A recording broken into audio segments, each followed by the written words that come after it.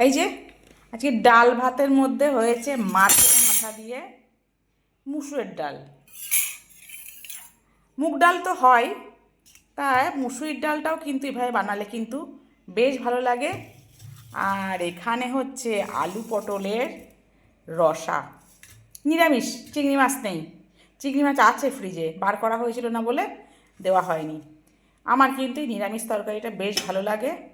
আর ভাত তো আছেই, অপর থেকে ভাবছিলাম একটু শাক ভাজা খাবো, শাক ভাজা খাবো মাছ দিয়ে, রসুন দিয়ে, কালো জিরা ফোড়ন দিয়ে। এই হচ্ছে শাক ভাজা। এই যে বেশ অনেকটাই নিয়েছি। আর এই যে আমার শাক ভাজা হলে একটা লঙ্কা লাগে।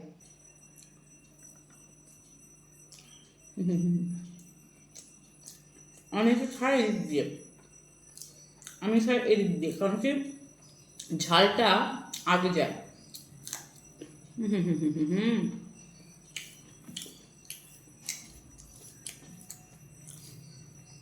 শাক ভাজা দিয়ে কাঁচা লঙ্কা কামড়ে খেতে কিন্তু বেশ ভালো লাগে।